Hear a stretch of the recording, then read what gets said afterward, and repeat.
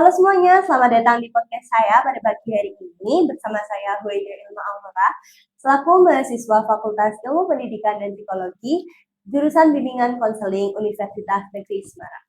Jadi hari ini kita bakalan ngobrol tentang topik yang cukup dekat dengan kehidupan kita sebagai remaja dan juga dengan saya selaku mahasiswa, yakni mengenai kesehatan mental anak dan juga remaja. Di sini ada tamu spesial kita, yakni guru BK saya sendiri, Pak Gilang. Mungkin Bapak boleh memperkenalkan diri. Ya, mungkin singkat ya, perkenalkan nama saya Catur Gilang Pamungkas. Di SMA biasa dipanggil Pak Gilang.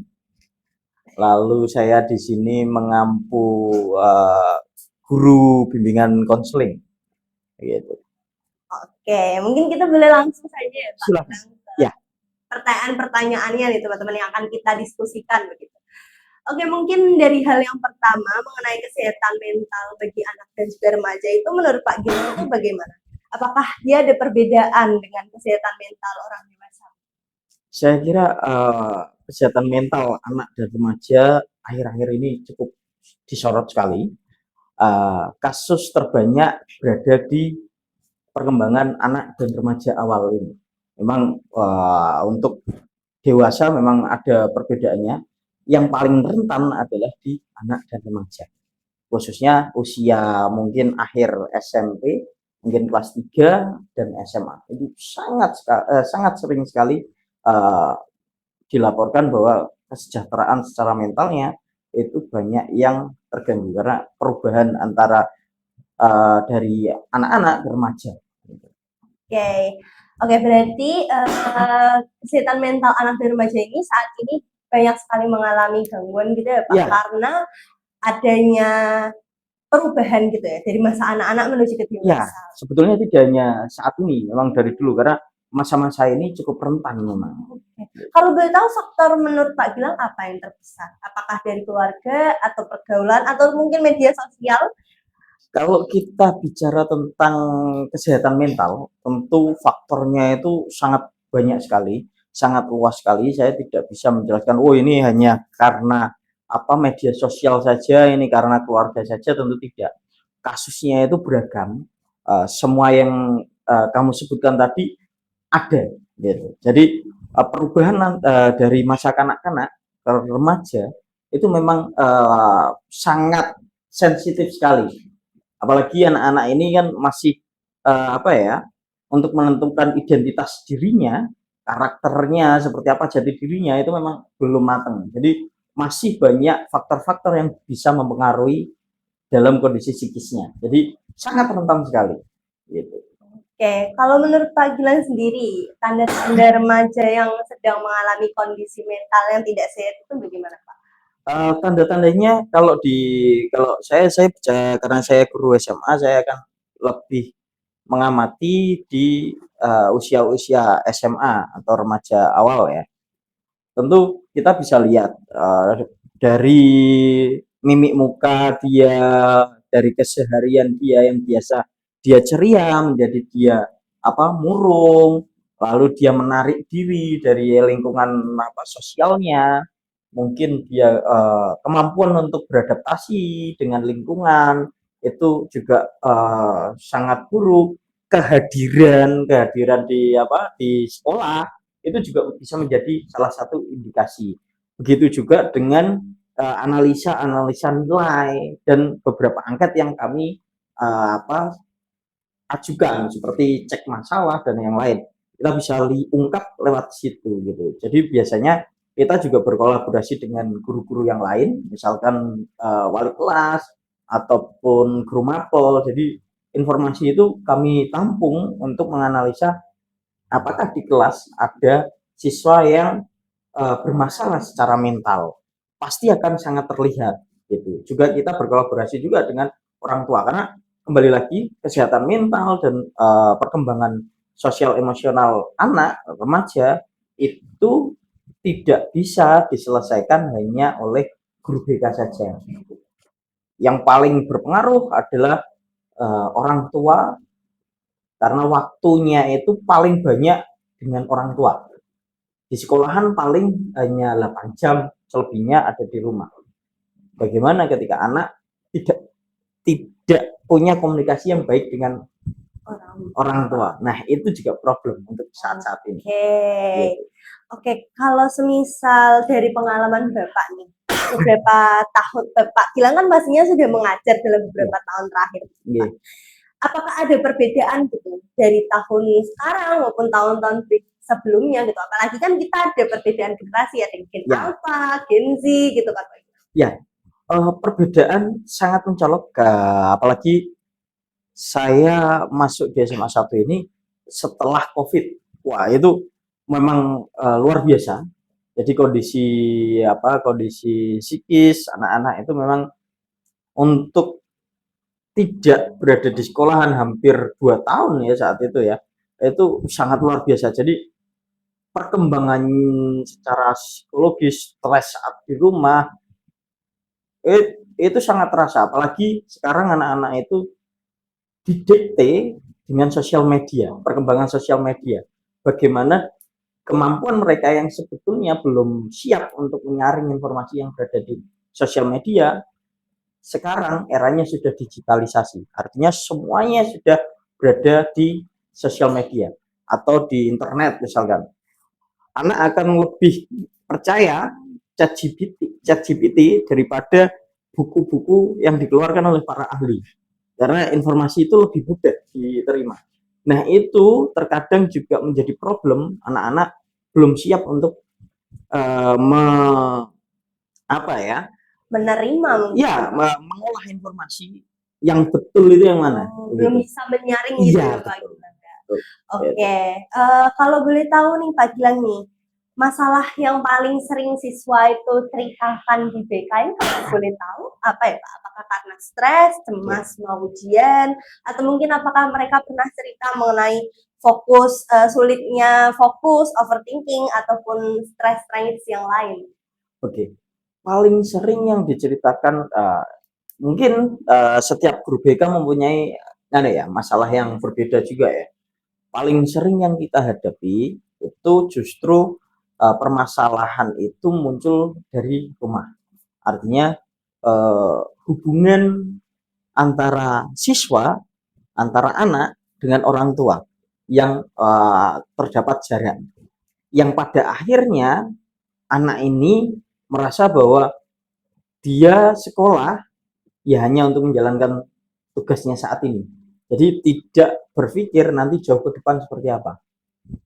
Jadi saat ini saya mengamati juga, ini cukup kompleks ya, karena permasalahan ini muncul juga dari rumah. Sekolahan saat-saat ini itu seperti tempat penitipan anak. Jadi mungkin banyak anak yang merasa bahwa oke, saya dititipkan di sekolah jam 7 sampai jam 3, katanya 3.15. Selebihnya ya sudah di rumah. Di rumah komunikasi dengan orang tuanya pun jarang. Jadi permasalahan yang sering saya alami atau saya sering dapatkan adalah siswa itu bercurhat terkait bagaimana dia tidak diperhatikan oleh orang tuanya. Begitu. Yang akhirnya dampaknya sangat banyak. Mulai dia tidak berangkat sekolah, berangkat sekolah dari rumah tapi tidak sampai sekolahan. Ternyata dia hubungan dengan orang tuanya juga tidak baik. Juga terkait pelajaran. Bagaimana stres dia tentang nilainya, apalagi akhir-akhir ini ada TKA ya. TKA ini cukup luar biasa. Stres anak-anak ini panik. Yang pertama mendengar nilai tes kemampuan akademik hampir seperti ujian nasional itu, anak-anak menjadi panik. Walaupun setelah kami jelaskan, anak-anak bisa menerima itu, dan alhamdulillah di SMA 1 Jepara semua siswa ikut dalam proses TKA. Oke, jadi tadi ada permasalahan dari keluarga dan juga permasalahan dari akademik gitu ya Pak. Keduanya itu memang sangat nyambung karena kayak keluarga itu pasti sangat menentukan kecemasan seorang anak gitu kan. Nah, kalau boleh tahu biasanya Pak Gilang untuk membantu siswa mengatasi hal tersebut itu bagaimana? Tentu ketika kita mau membantu siswa, yang pertama kali harus dipunyai guru BK, ini yang paling wajib menurut saya ya. Menurut saya adalah bagaimana kita peduli dulu. Bagaimana kita peduli terkait masalah siswa.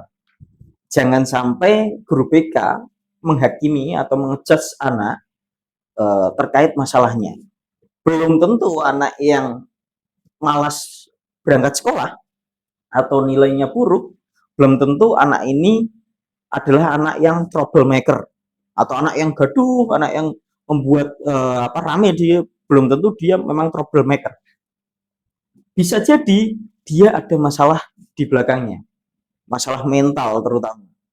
Seperti tadi, perhatian orang tua, lalu hubungannya dengan siswa lain, atau justru malah kemampuan akademiknya yang dia jauh di atas rata-rata dibanding teman-temannya. Ada kasus yang pernah saya dapat juga, konsultasi itu, anak ini itu ramai sekali di kelas. Tapi setelah saya cek, IQ-nya di atas rata-rata dari seluruh teman-temannya di kelas. Setelah saya lakukan konseling, ternyata dia bosan berada di kelas. Karena pelajarannya menurut dia sudah bisa melakukan itu. Dia sudah paham itu gitu. Jadi menurut dia, ini saya tidak perlu atau tidak butuh informasi ini. Akhirnya dia mengganggu temannya dan membuat sesuatu agar dia diperhatikan gitu. Saya malah baru tahu Bapak Iya. ternyata ada kejadian seperti ini ya Iya. teman-teman ya. Ternyata anak ini memang di atas rata-rata secara kemampuan akademiknya gitu. Ini salah satu hal yang cukup menarik Iya. sekali ya Pak Gila ya untuk dibahasnya. Nah, ini saya mau ke pertanyaan selanjutnya nih. Iya. Terkait dengan kesadaran akan kesehatan mental. Saat ini kan cukup banyak ya Pak Gila Iya. yang cukup sadar tentang kesehatan mental. Bahwasanya kesehatan mental saat ini sangat penting sekali, Iya. terutama di kalangan generasi saya, Gen Z, Iya. Gen Alpha itu. Nah, kalau boleh tahu di SMA 1 Jepara ini bagaimana ya Pak mengenai kesadarannya akan kesehatan mental? Apakah sudah cukup tinggi ataupun bagaimana? Ya, kalau kita bicara tentang kesehatan mental akhir-akhir ini ya, terutama Gen Z saat ini, sadar itu baik ya. Kesadaran itu baik, apalagi kesehatan mental banyak dibicarakan di media-media mainstream atau media-media sosial yang saat ini populer gitu. Lewat podcast-podcast banyak sekali yang membicarakan tentang kesehatan mental atau kesadaran tentang mental health gitu. Tapi yang perlu kita garis bawahi, jangan sampai kita justru menjadi lebay. Saat ini banyak anak-anak yang Gen Z akhirnya justru berlebihan menanggapi isu-isu kesehatan mental. Salah satu contoh ketika ada informasi baru, seharusnya anak-anak ini harus mencari informasi terlebih dahulu, bukan justru menolak atau panik dulu. Terkadang anak-anak bicara sudah langsung mengejudge bahwa menghakimi dirinya, wah ini nggak bisa nih, ini mental health nih, bully misalkan. Mungkin dulu bicara tentang sedikit keras sedikit itu untuk anak-anak itu masih menganggap bahwa itu guyon gitu. Cuma sekarang tidak bisa seperti itu. Jadi kasus bullying, saya juga kan ya sedikit kesulitan ketika menangani kasus bullying karena beberapa kasus menurut saya masih hal yang wajar gitu.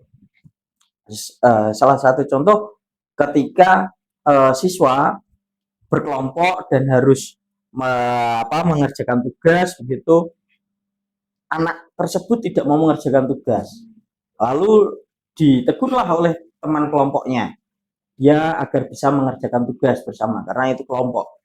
Tapi menurut si anak yang tidak mau mengerjakan, dia dibully. Nah, ini kan jadi kan ya, artinya dia tidak bisa mengolah informasi terkait bullying itu apa. Dan akhirnya itu menjadi kedok bahwa ini saya bully nih, saya nggak bisa nih. Nah itu sering sekali dan beberapa kasus juga sekarang kita bisa lihat juga banyak bapak ibu guru yang akhirnya terjerat kasus bullying terhadap anak.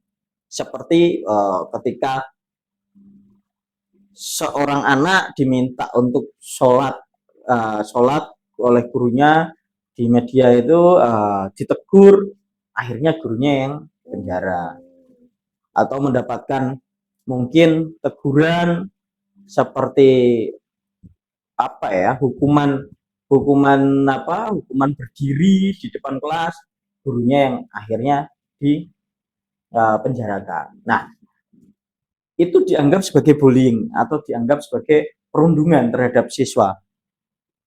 Itu tidak muncul di tahun-tahun yang sebelumnya. Mungkin zaman saya kuliah, saya sekolah di SMA 1 ini juga dulu sudah biasa. Ketika saya tidak masuk kelas atau apa, saya diminta untuk berdiri di depan kelas, itu sudah biasa. Dan kami menganggap itu sebagai suatu bentuk pendisiplinan atau bentuk tanggung jawab kita ketika kita tidak melakukan hal tersebut. Jadi tidak pernah menganggap bahwa itu adalah perundungan gitu. Tapi sekarang bergeser. Nah, itu yang perlu diluruskan dan perlu anak-anak Gen Z saat ini untuk bisa paham dan jangan cengeng terkait itu. Karena nanti yang akan merasakan juga kalian. Berarti ketika tidak bisa membedakan antara teguran dan juga bullying itu jadi masalah gitu ya Pak. Jadi sekarang tipis-tipis, bully sangat tipis. Ketika dulu kita guyonan terkait terkait misalkan bentuk tubuh begitu. Misalkan saya dikatakan gendut, ya saya it's okay, nggak masalah. Memang saya gendut gitu. Tapi sekarang untuk beberapa kasus itu menjadi sangat sensitif. Jadi subjektif sekali. Jadi ini tergantung anaknya. Iya. Kemampuan untuk menyelesaikan problemnya. Oke, saya jadi sedikit penasaran nih Pak. Biasanya kan terkait dengan kesehatan mental itu kan di kalangan masyarakat kita kan ada yang stigma gitu kan Pak. Misal ada orang dia merasa mengalami masalah di mentalnya saat itu ngerasa down. Tapi di kalangan kita mungkin dibilang entah kurang ibadah atau apa gitu Pak. Nah, apakah stigma itu tuh berpengaruh Pak pada siswa di SMA 1 Jepara hingga membuat mereka tuh jadinya enggan gitu datang ke BK atau minta bantuan gitu? Untuk saat ini, untuk anak-anak di SMA Negeri 1 Jepara sendiri, saya kira datang ke BK itu sudah tidak seperti zaman dulu. Mungkin mereka sudah menganggap bahwa BK ini adalah sahabat siswa, jadi sudah tidak dianggap sebagai polisi sekolah. Yang artinya mereka cukup terbuka ketika mereka mempunyai masalah, mereka mau datang ke guru BK. Yang menjadi masalah ya yang tadi, anak-anak sering sekali menceritakan hal-hal yang berlebihan terkadang. Jadi ya walaupun seperti itu guru BK tidak bisa mengatakan langsung oh ini berlebihan, nggak bisa.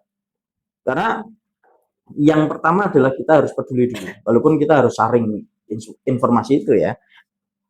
Akhirnya anak-anak yang sering bicara atau terkait perundungan dan yang lain, jangan sampai dia akhirnya memanipulasi atau playing victim, bahwa dia korban, yang lain adalah pelaku. Nah, ini tugas guru BK juga untuk menyadarkan bahwa problem dia, ya kita bicara tentang BK, karena masalah itu seharusnya dia sendiri yang bisa menyelesaikan. Prinsip ini adalah client center. Kamu juga pasti belajar itu. Ketika dia bercerita tentang masalahnya, ya dia harus menyelesaikan. Nah, itu tugas guru BK yang harus kita pahami. Gitu. Mungkin saya juga sedikit penasaran nih. Tadi kan Pak Gilang bilang katanya di SMA 1 Jepara kesadaran untuk datang ke BK-nya cukup tinggi gitu ya Pak. Betul. Nah, tapi kan stigma itu kan mungkin di beberapa sekolah atau mungkin di lingkungan sekitar tuh masih ada. Nah, di SMA 1 Jepara sendiri tuh bagaimana sih caranya buat ngurangin stigma tentang bahwasannya ketika kita nggak baik-baik aja, kita mengalami masalah pada mental kita, itu cara mengurangi stigma itu tuh bagaimana kalau di sini? Untuk mengurangi bahwa anak ini stigma yang seperti apa ini?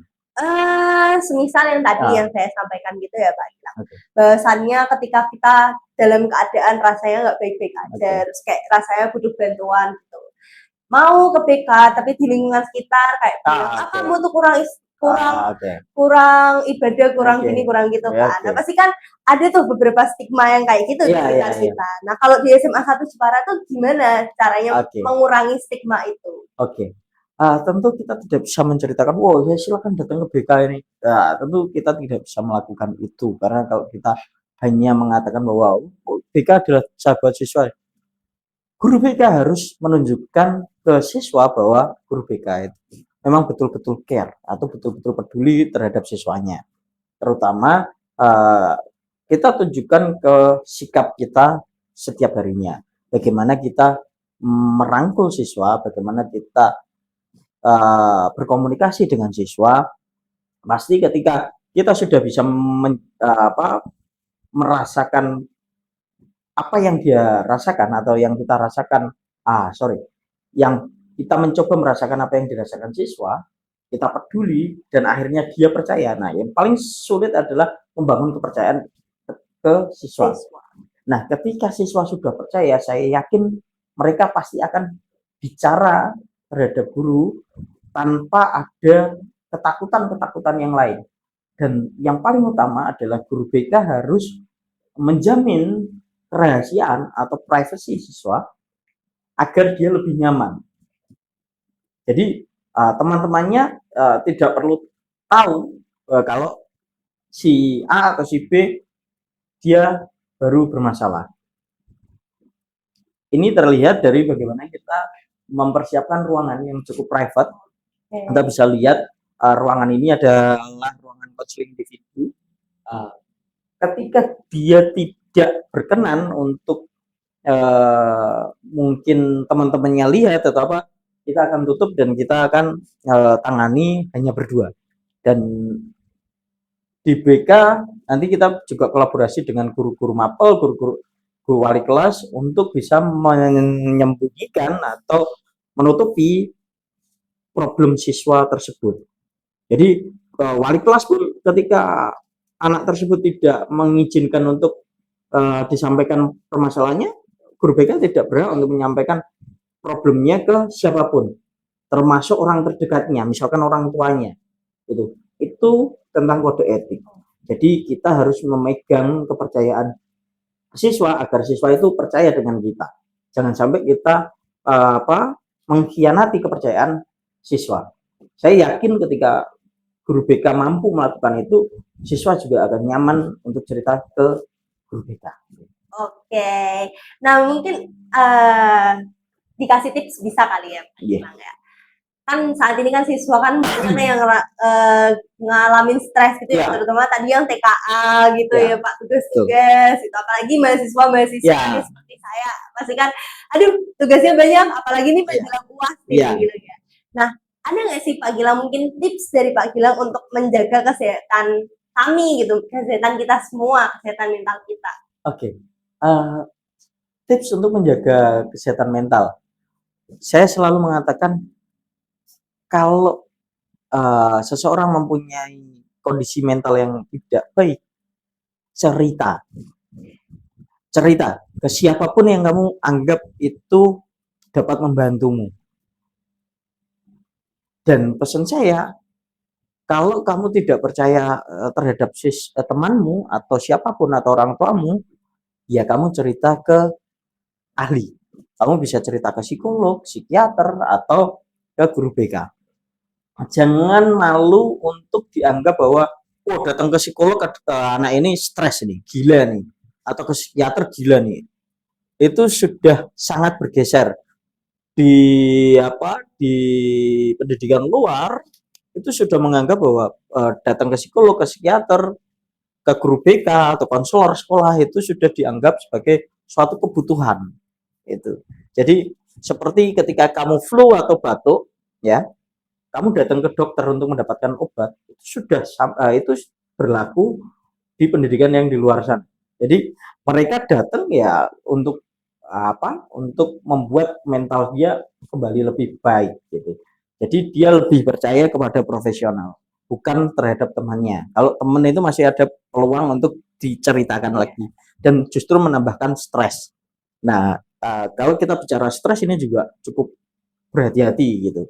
Dan yang kedua, selain kamu cerita, ngomong, kamu harus punya ini yang selalu saya sampaikan ke anak-anak biasanya kelas 10 yang awal-awal, saya selalu bekali awal pertemuan itu saya akan selalu tanyakan apa hobimu. Jadi saya berharap semua anak, semua siswa atau semua orang itu punya sesuatu yang dia sukai, hobi. Ketika dia punya hobi, dia dapat melakukan coping stres atau mengcopy stresnya atau mengalihkan stresnya ke hal yang dia sukai. Yang akhirnya itu akan membantu atau memanage stresnya agar bisa tertangani. Jadi tidak hanya ditumpuk. Kalau ditumpuk terus, ya mungkin stresnya kelihatan kecil aja, seperti gunung es, kelihatan ujungnya. Tapi yang di bawah itu sangat besar. Dan suatu saat itu bisa meledak suatu waktu.